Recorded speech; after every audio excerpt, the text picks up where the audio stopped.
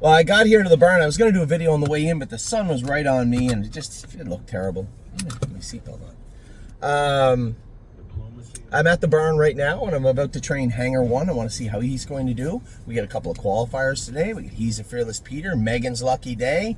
I see those shares are plummeting as I speak. Here's the thing. My favorite time of the year, 2 times. Sale season. I love sale season.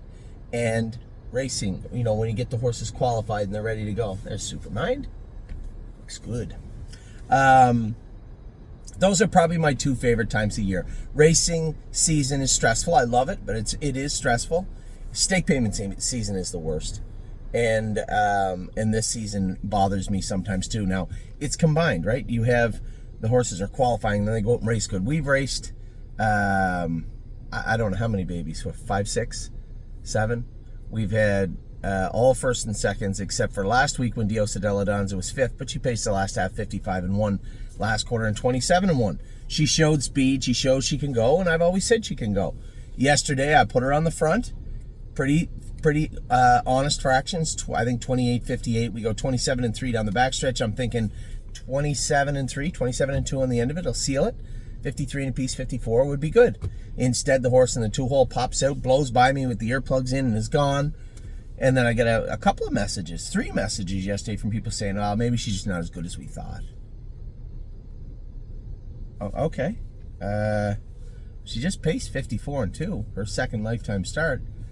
Did it ever occur to anybody that the one that beat her is a freak? And quite frankly, the good news is she'll never race her again. She's a Pennsylvania bred. We're an Ohio bred. And I keep telling everybody, we have good horses, but other people have good horses too. Can I assume Uncle Danny, maybe the best Ohio bred we've ever had. Ron Burke just qualified 1 in 55-1. But I didn't get any messages from people saying, "Well, I guess Danny, he just can't win because Burks is going to win." That's why we race them, right? I can duck them all to last and come quarters in 26, 27 and say, "Oh, this is a good horse." Or we can race them. I don't feel bad about it yesterday. We scoped Diosa Della Donza after. 3 out of 5 for mucus. Just that allergy thin mucus, but we can be aggressive with it. Right behind me is what used to be the pool barn. In the pool barn is the aqua treadmill and a salt room. That salt room therapy can dry them up real good. All these things matter, and I understand that everybody, it's always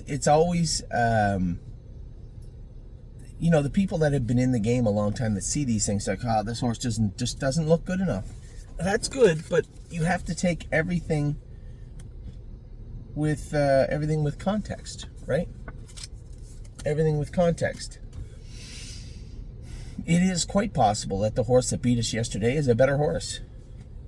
It is possible that it's a very, very good horse. And Diosa Della Donza is a very good horse too. Now, if I sit on Dave's back, I don't think I beat him, but maybe I'm right there with him. That didn't happen. Anyway, I thought the filly raced great, and also this time of year, I mentioned the sale the other day. Now, in the sale, we have Admiral Dio's going in the sale. We have Oh Hill No, who's going in the sale. Joe J. Fotag is going in the sale. There's one more, too. 4 so far, and then I'm waiting to see how Royal Flush Deo does today. I'm on the fence with him. I might just leave him alone for a while. Somebody messages me, "Why would you put Admiral Dio in the sale? He does good every week, and you say you like him." You're right, I do. I can tell you what I don't like is the same thing he's not going to like. When he does win that class and he has to race up where Blue Ventura's racing and they go in 52 to 54 every week, he's really not going to like that. Now, I'm not going to give him away. The horse is a useful horse. But he has 1 win left in this class at Northfield, and then he's in trouble. There's other places that horse can race and do well for people. He's just coming to the end of the rope here at Northfield.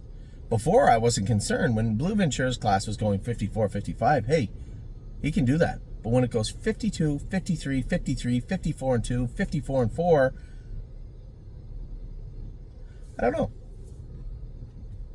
And I've told everybody we're going to replace these horses, and I haven't been able to yet. There's a couple of horses on the market over the next 48 hours. You know, a million people have asked me, have you looked at Aki's horse? Have you looked at Aki's horse? Yes, I've looked at Aki's horse. The biggest problem I have with Aki's horse is Aki. That's it. It's a tough place to shop. I am watching. I'm watching. I'm trying my best to stay on top of everything.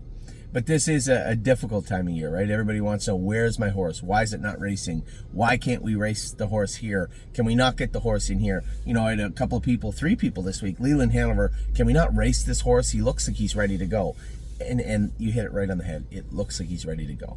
But if he was ready to go, he'd be in to go. And that's pretty much my stance on Leland Hanover. And I understand that there is second guessing when it goes on to this. And I can't assume that I'm going to be right every time. But I am going to do what I think is right, because if I do what I would do, if all these horses were mine, and I continue to do exactly what I would do, then how can I be upset with myself? But if I get pushed in a direction because somebody wants to see a horse race, somebody thinks that the horse is ready to do this, or somebody believes the horse can do this, and it doesn't work out, well, that's on me, isn't it? So I know everybody wants to see their horses winning and doing well. But sometimes it just isn't perfect, right? Anyway, I guess that was a poor way of putting it. It just isn't perfect. Somebody sent me a message right when it came in. When it comes to the babies, we'll get there, but it's more along the lines of. Let's find the proper staging point for all of them, right? We had a conversation about Diosa, why she didn't go to the Meadow, or why she didn't go to Sauda. Well, it turns out the class did go. There's no walkover, right? The other filly has qualified well twice, and she's like 4 or 5 to 1. If I knew that Sauda's class would go for sure, well, that's where Diosa Della Danza would have raced. I couldn't risk it, so we raced her yesterday, and I have no problems with that. Sweet Lake can race in Sauda, not the end of the world. Looks like money is going to Scioto because he's a racehorse, and that is where the class is this week. Well, let's rewind a little bit. I talked briefly about yesterday. You guys know I was happy with Diosa. I'm not as upset with myself as I was maybe with Highest Honors. And again, there's a perfect example. I left him out of Scioto because I didn't want to go another mile in 54 and get stretched out. I thought we'd race him here, and it is a softer class, but he drew the 8-hole. Now, this is the only place where 2-year-olds can draw the outside. I thought that most other places 2-year-olds draw the inside in open maiden company, but that isn't the case here, apparently. He draws the 8-hole in with aged horses, which seems a little unfair, but I still think he'll be just fine. He raced well the other day. Tomboy Strong was good, but did have the same mucus as Diosa Della Danza, 4 out of 5 for that thin white mucus. Don't Ask Again was great. Very happy with her. I think you're going to see her get better and better and better. Melisandre was good also. And if she moves up in the numbers 2 or she stays in the numbers 3, it's not the end of the world. It's continue to grind away, grind away, grind away. You know, look for that real good lifetime mark that we put on Grand Slam Dio already, 55. And I think you'll see Melisandre do the same at some point. Now, the biggest contentious issue yesterday was Momento Mory. I had a long message from a good friend of mine. I had a number of people message me about Momento Mory. You know, one person saying he doesn't look fit, he doesn't look ready. Well, that's ridiculous. Of course he's fit. I've been training the horse. I opted not to race him after his qualifier because it was going to be too close to Buffalo. The class wouldn't go till about 5 days before Buffalo, which I was not ready to do with Momento Mory. His biggest issue is I want to keep the weight on him, right? And I know everybody wants him to be a better version of himself, right? A fraction of the horse we saw last year. And he is. He's near identical to the horse we saw last year, except for one day. He was a 54, 55 trotter, and he'll go back there. He'll race at the Meadows next week, and he'll trot 54 or 55. And I understand that people want more of him. But just because he was good at 2, I need everybody to understand this. And this is the same in every stable on planet Earth. Just because they race good at 2 doesn't mean you're going to see an extension of that at 3. And I would say Momento Mory is a version of his 2-year-old self. Not the version we wanted just yet. And somebody said, well, he's got 7 starts. We should know by now. Really? I don't think it works that way. No, wait, it does not work that way. Just because you want a horse to come out firing, guns a-blazing at his 3-year-old season does not work that way. He did start well. The Bunker Hill was disappointing and a setback. The next race at Vernon was disappointing and a setback. In fact, every start since the Bunker Hill has been a setback. And the day he made the break, the last time before he put the hobbles on him, he was going to be first or second. There's no two ways about that. We put the hobbles on him. He qualified good. He went out. And then again in Buffalo yesterday, gets away 6th. Well, guys, even for the people with vast amounts of knowledge in this game, you get away 6th in Sire State Company on a half-mile track, doesn't end well. Just the way it is. And then down the backstretch, runs up on top of everybody and somehow goes off the course, comes back on, no interference apparently, and ends up 6th. Just a bad race, top to bottom. But the idea that Momento Mory's a bad horse is just not accurate also. He just hasn't found his best stride in with Stakes Company. But that may come to fruition his next start. And for the people out there that think that we're just going to take him out of the stakes right now, that's not going to happen. Right? We're going to prep him and see if we can get him proper, and then he will rejoin the stakes program again. And I have no problem. Then we'll put him back in the Excelsior. Whatever. But the idea that Momento Mory is somehow a poorer version of himself, yes, he is not as strong as he was. I will admit that. But he is not racing at the Red Mile also. He is not racing in 2-year-old Stakes Company at Oak Grove. These are all hardened sophomores. They are all 3-year-olds that are after the same thing. That horse that raced at the 7-hole yesterday, race good. Sarah Bergeron's horse looked great from the rail. These aren't pushovers. These aren't slouches. They're good horses, good half-mile track horses. And the plans that we had for Mory are sound. They just didn't come to fruition yet. But let it play out. It is June. A lot of racing yet for the rest of the year. And I guess that's my takeaway from Mory. You know, the people that want him to be something more than he is right now, that's fine. But again, that goes down to expectations, right? As I told you guys yesterday, if you drag that 151 mile out of his resume, all those miles are 54, 55, from 2 right till today. Now, they are slower this year. You know, he tried at 55, I think, once. He was qualified in 56. So he's been there a few times. The day he went in 57 is 27-4 on the end of it. In the non-winners is 3 but 5 maybe, 2 but 4, I'm not sure. But he's certainly not a bad horse. He just hasn't got to where we want him yet. And therein lies the problem. Where I want him, where you want him, where some people believe he should be, that falls under expectations. Let's get the horse moving first. They can't all, as I said, be good all the time.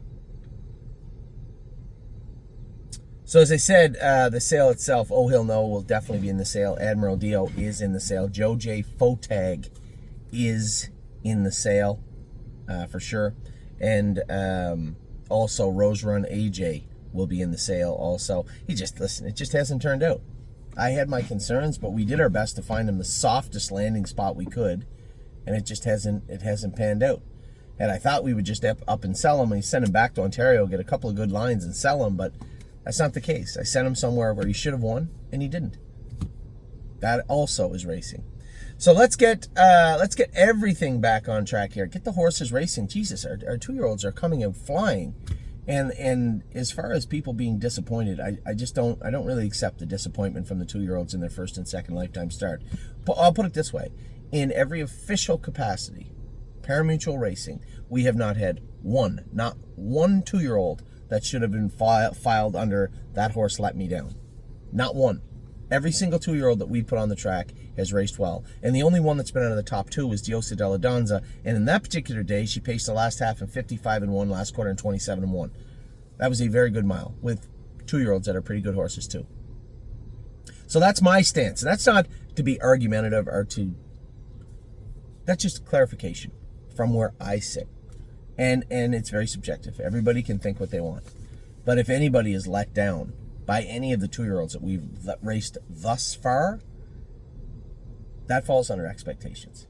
I have a high expectations for Diosa. I have them for greatest or highest honors. I have them for Uncle Danny and Tomboy Strong. but those are my personal expectations. And if yours run much deeper than that, well, I get it, but I wasn't disappointed with anybody thus far. So that's where I stand. I was happy with yesterday. We had a second, a first, a second. Mory was sixth.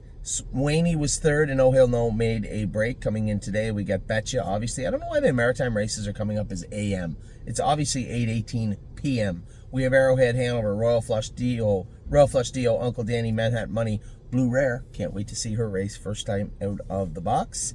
And then Woodmere Betcha. Again, another good lineup for today. And then Friday, I'm off to Scioto. A rare Friday sighting in Scioto. Sweet Lake.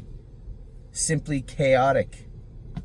Races in Mohawk. That will be exciting also. Billy Davis is driving him. Tex Song Soprano is going to be in to go at Yonkers. Looks like Money, 3-Point Blue Chip, and Spitfire Overseas will round out our evening in Southern Ohio. And then Saturday, Ava comes back from camp. So I'm back to having children again on this side of the border with me. Rosa and AJ will kick things off at 6:33 in Cumberland Raceway. That's the consolation of the stake race he went down for. So that'll likely be his last start for us. Gorgeous Package will race at Northfield Park. She's picked to win. She's finally in a class she should manhandle. Freedom Hill is in a good spot. Solidarity, we'll see how he races. Jim Bree's first start back off a very short layoff, and Rock Shining Star. Every horse we put on the track for the next 72 hours has a shot.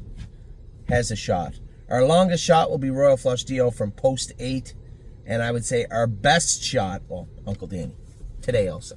So, take care. As I said, this wasn't me chastising anybody. Just clarifying my situation, my feelings when it came to all the horses. And don't think that this video was geared towards or meant towards any one person. It was not. Everything I talked about was brought up by multiple people, but I just wanted to make sure that everybody knew how I felt and maybe brought some clarification to you on each and every horse that we have been racing. Should be a great next 3 days. Buckle up. Should have a lot of fun. I see a lot of names on this list. Starting today, we have 2, 4, 6 horses, and 6 tomorrow. 2, 4, 6, that's 12. And 6 more on Saturday. We get 18 coming your way, plus 2 qualifiers this morning. Megan's lucky day, and he's a Fearless Peter. I'm off right now to train our boy, Hanger 1. So have a great day. I hope mine starts great in about 10 minutes.